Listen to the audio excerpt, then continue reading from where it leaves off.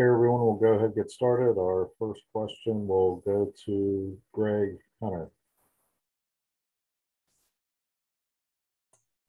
So Bob, just your reaction. What are your emotions now as you're getting ready for this weekend? Coach, you're muted.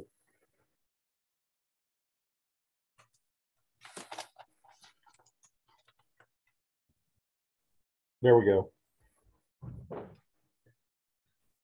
So I don't know if you heard me, Bob, but just your reactions and your emotions as you get ready for this weekend.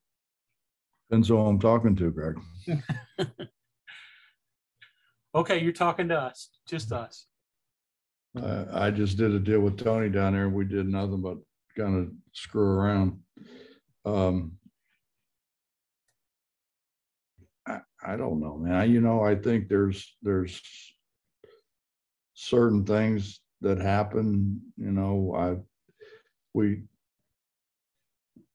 I think about my losing my mother to cancer, it's not very pleasant. And that seems to come up a lot.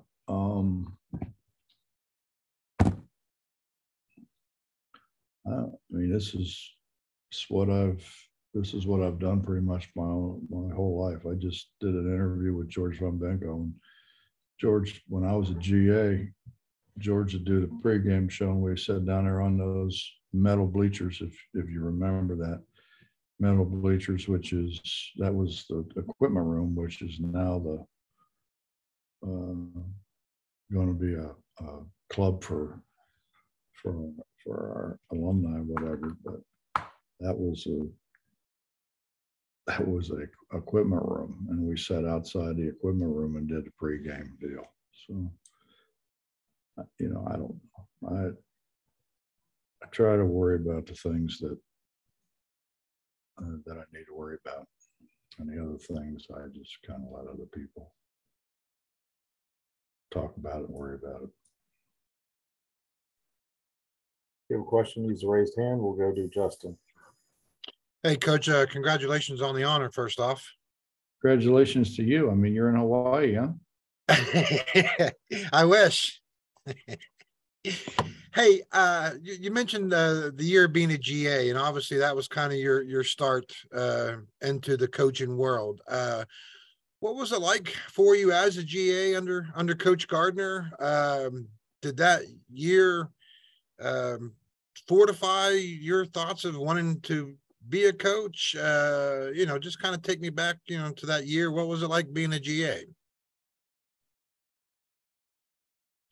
Well, I was sort of used to it to a degree because, my dad had his camp, and I coached at the camp. I was one of the coaches for quite a long time. So being around my dad, Ed McCluskey, the coaches that were there, Terry Leggett, I learned a lot just watching and helping those guys and that. And then, when Coach Gardner asked me to help him, I was excited about it, but it's a different deal. I was really just coaching my teammates.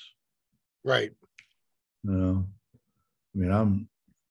was done. I think Bacon and I were done, but Maurice was still there, and Doc Bostic was still there, and a bunch of the guys that we played 30 some games a year were there. So it's a little bit different. I try to help Joe Frizz as much as I possibly could because Joe I think importantly wanted help, but just to try to get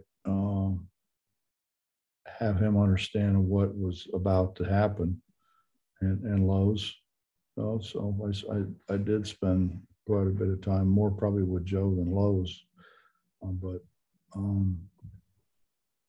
It's just trying to help, just trying to do, whatever Coach Gardner wanted me to do.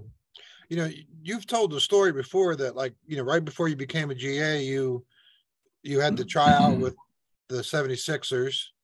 And so you kind of got back into town late, I guess, right? Got enrolled in school at the last minute. Mhm. You ever stop and wonder, like, what if, that timing just hadn't worked out just right? If if you didn't get to be a GA that year, or didn't get into coaching, how things may have turned out differently for you, or maybe they wouldn't have. I don't know. Well, obviously, I don't know either. I know that, I've been blessed. Because of my dad's camp, and because of, I think, the respect that all those guys had for him. It wasn't just like out there coaching like 7 and 8 year olds. And the people who came through there, virtually every college coach in Ohio, which is there's a lot, came through that camp at one time or another. Right. So I think I knew those guys, which opened up a lot of opportunities for me. I had opportunities to go to like at D3 schools and maybe a D2 school and be an assistant coach. And but the opportunity to stay here and coach at this level was very enticing. Right. Let's go to Kevin Kinder. Coach, has getting this honor allowed you to reconnect with some people that you haven't talked to in a while? I know, honestly, you got connections and everything all over, between recruiting and going to the tournaments and all those things. But has it allowed you to reconnect with some people that maybe from distant past or that you haven't talked to in a while? Yeah. I spent the weekend with George Carl at the Final Four. George brought his, I'm pretty sure it was Seattle. I think he was at Seattle then. He brought him to Cincinnati, and they spent a week or whatever it was, a week and a half. It's in Cincinnati. They worked out in the arena. And so I got to spend quite a bit of time with George, and not just George, but the players, and ask questions and get answers. Yeah, I mean, I've been blessed, man. I mean, I've been blessed to be places and be around people who had a great grasp on our business. Let's go to John. Go try to get another story out of you. Pursuing the Justin track here on, when was it that you decided that this was what I was going to do for my life? I mean, I know when you were younger, I mean, you had to do it because your dad made you. But what point did you say, I want to do this for my life, and this is what I'm going to do?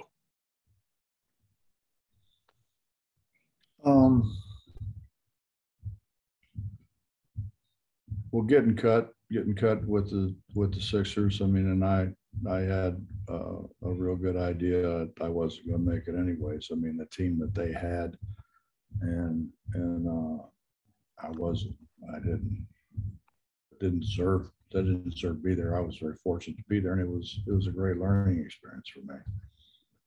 But coming back, when I came back, Coach Garner was very good to me. I came back, and my wife's working in the Coliseum. She's selling hot dogs and Cokes. And that's, and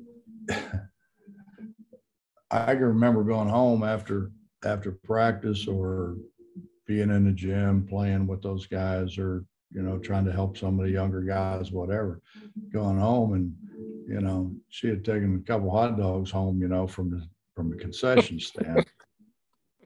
And you start to think, man, I better find a job doing something.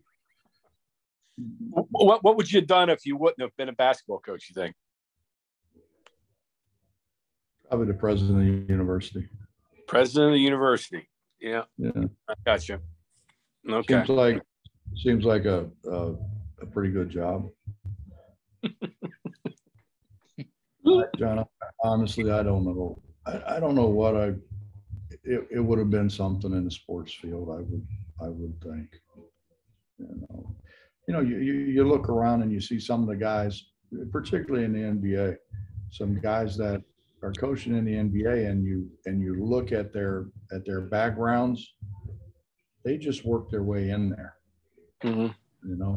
They didn't. Their background wasn't what a lot of guys' backgrounds are, but they stayed with it, and they kept working at it, and they kept being there, and then they move up, and then they keep working at it, and they move up again. I think I would have still been in basketball. I don't know. Yeah. In what form, but I think I would have been in basketball.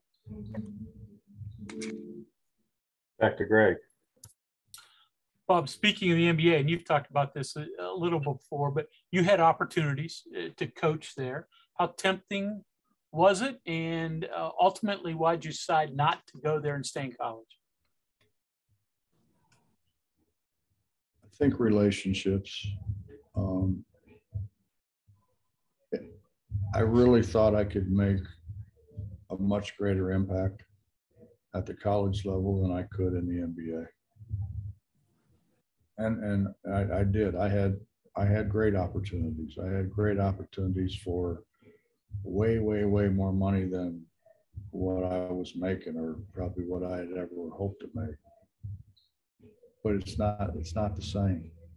It's not, I can walk out of practice and feel like we got something done today, and they got better today. I'm not so sure that happens a whole lot in the NBA, and the schedule has a lot to do with that. Don't get me wrong.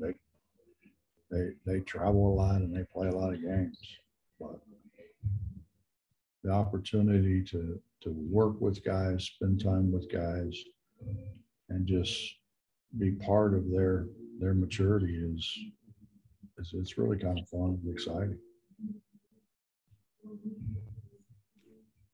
Justin.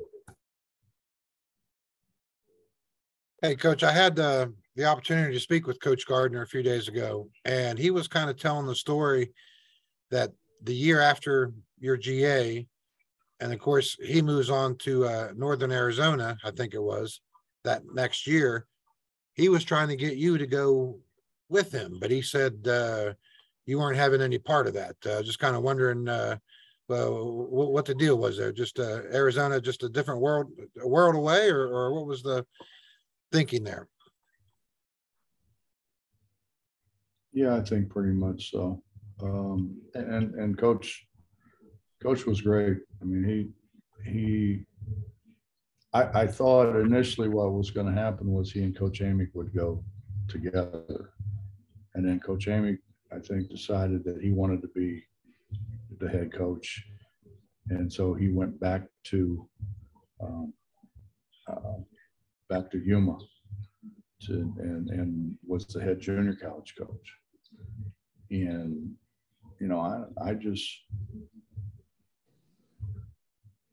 I guess I didn't want to go that far away from home. Yeah. I loved being in West Virginia. I loved the people in West Virginia, and I wanted to find a way to stay here. And I was fortunate enough to find a way to be able to, I called Chuck Mayshock, and Chuck was for many years a very, very dear friend. Right. And someone that I could always count on, a guy I could always bounce things off of. And I called him, and I said to him, I said, I could go to Yuma, Arizona and be an assistant junior college coach, or I could go to Flagstaff, Arizona and be an assistant at a Division I school, you know, or I could, you know, maybe stay here and see what happens. And he said, well, let me talk to Coach Miller. Right. And the next thing I know, I can't remember whether I was the non-paid coach or the very lowly paid coach. But I was one of those two, you know, and Coach Miller got me hooked up at the sporting goods store where I could make a little bit of money. And then I think as Coach Miller got more and more comfortable and with me and me being doing more things like a full-time coach rather than a guy who works at Agler Davidson, you know. So and I ended up doing virtually all the scouting. I ended up doing a bunch of recruiting, and you know, I think as you do things and people see that you're doing a good job and you're not afraid to work and, you know, so forth and so on. I mean, you get more responsibility, and I continue to get more responsibility. Mm. You know, when you think about, you know, that class, we recruited Clark Kellogg, who was the #1 player in the country. Recruited Granville Waiters, a 7-footer who had a great career in the NBA and great career in college. We missed on 3 of the best point guards in the country. And I never forget, Coach, it's like, you got to find a point guard. I said, I know where there's one. He's probably in a trailer having dinner with my mom and dad right now. My little brother. Right. You know, so, and who was all set to go to Virginia Tech.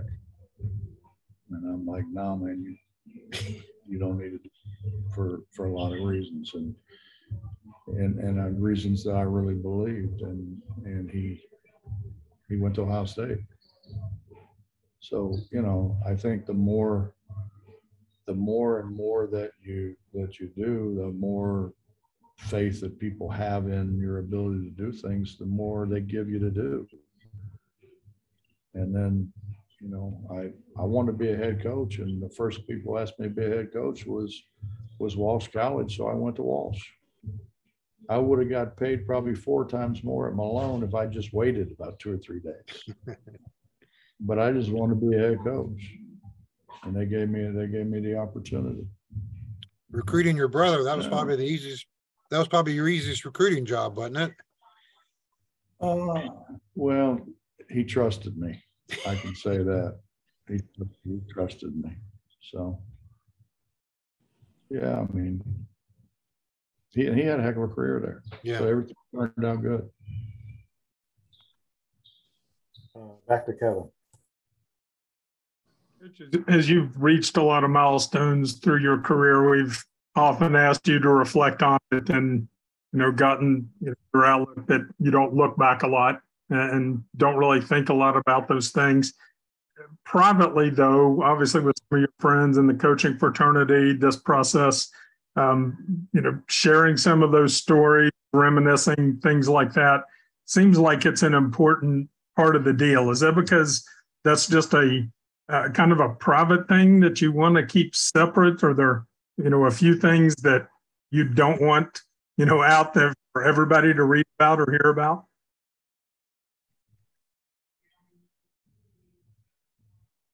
Yeah, I think that's fair. I mean, I'm sitting here today and Roy Williams calls, and Roy and I are throwing barbs at each other, you know, today, you know, and Bill Self called this morning, you know, and obviously Bill's been in the Hall of Fame for a while, and just I talked to him, you know, a good while this morning. You know, it's I guess the word that people use, it's, you know, the coaching fraternity. I think it really is, you know, and when you've done it as long as I've done it, you know, when I was at Walsh College, or probably even when I was at the University of Akron, you know, I didn't feel like I was in that clique, you know.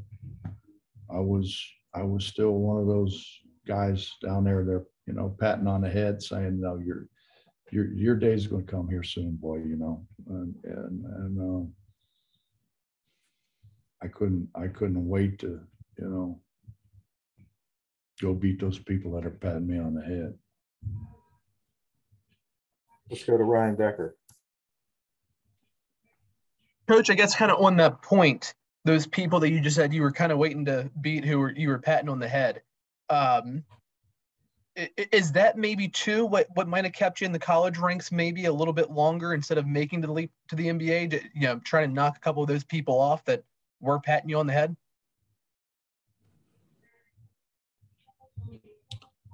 I think it was more about relationships than it was anything. Relationships, and I think looking at how long was it going to take me to be a head coach at the NBA level, and how long was it going to take before I got fired at the NBA level, compared to doing really what I knew and what I thought I was pretty good at, and what I enjoyed. I really enjoyed. I realized how much I really enjoyed working with guys and trying to help them get better, have them be able to see the game in the light that you really ought to see it as. And you know, I credit a lot of that to Joe Frizz. Joe was a great learner. You know, there were a lot of other guys there that weren't very good learners, but you know, I thought, you know, I can go. I felt like I could go to, and I went to Walsh College and they hadn't won in maybe ever.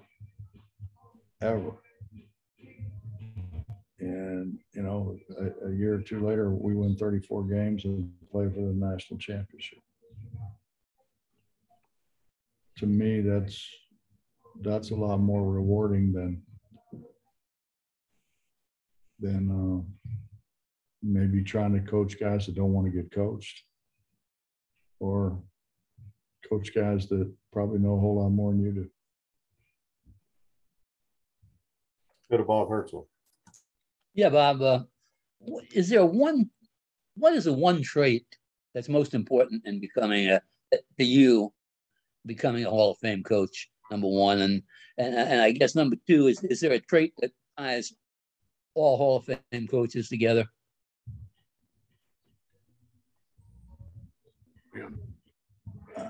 I think, Bob, everybody has to coach their own personality. I think guys get in trouble when they try to be someone they're not. And I think, you know, as I talk to these other guys that are Hall of Famers, I think the thing that pops in my head is, you know, they're real. They know they don't try to be something that they're not. And what they are is obviously very, very good. So, I've never tried to be anybody other than me. That's obvious. You know, and sometimes, you know, it worked out pretty good some days it didn't work out quite so good. You know, and the thing that I think that I cherish the most is relationships. The relationships that I have with my guys. You know, I just read a book written by somebody you know well. Yeah, I know what you mean. And it, you know, it talks about a lot of things, but at the end of pretty much the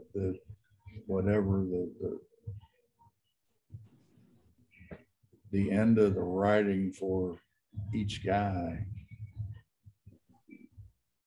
he said what they said, which was, he's a guy we can always trust, or he's the guy who's going to be there for me. And that's what I appreciate. That's what I appreciate. And that's what I've tried to do throughout my career. Thanks. A couple more questions. We'll go to Justin and John. Hey, Coach. Sorry, excuse me. Just kind of looking for your opinion here. You've talked in the past a few times using the analogy of, you know, the perception of you nationally, I guess. The analogy you've used is the old Western, cowboy Westerns, good guys wearing the white hats, bad guys wearing the black hats. This honor, this achievement for you coming up on Saturday, in your opinion, do you think it changes that narrative at all towards you?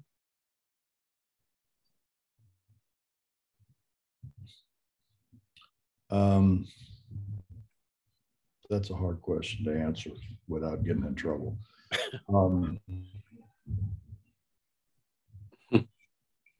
Justin, I'm extremely proud of I've whatever I've accomplished, or whatever people think I've accomplished.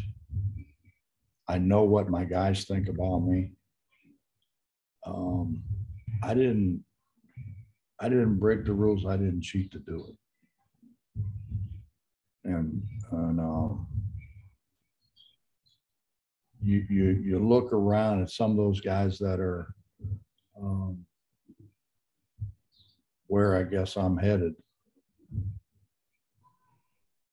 They broke a lot of rules trying to get there.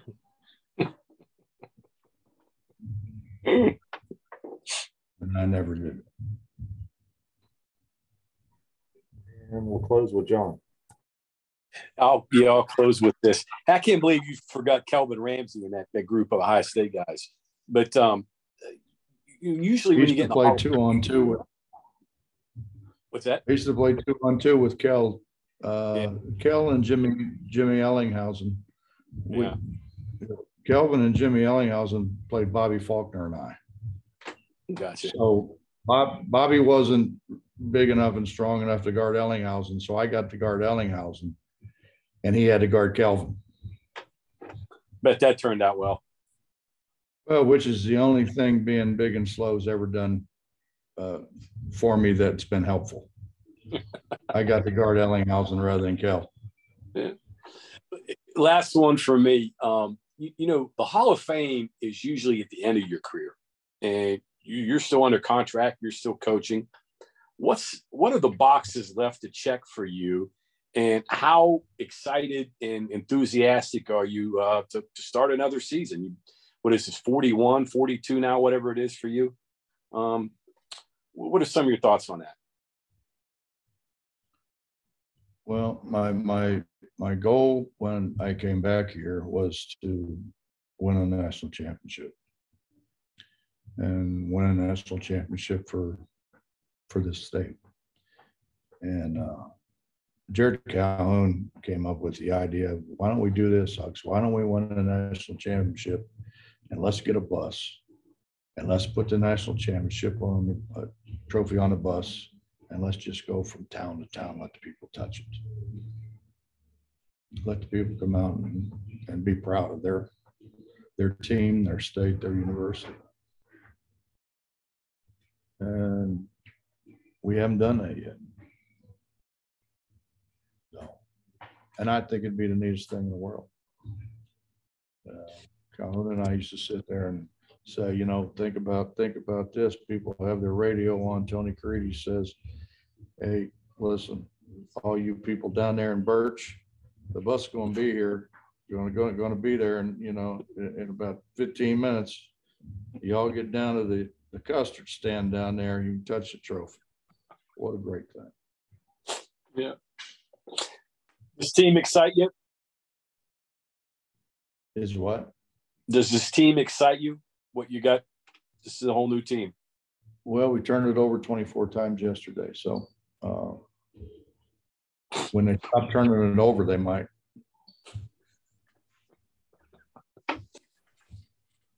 Coach, that's all we have for today. Thanks for everyone for joining the conference. And Coach, thank you for your time. My pleasure.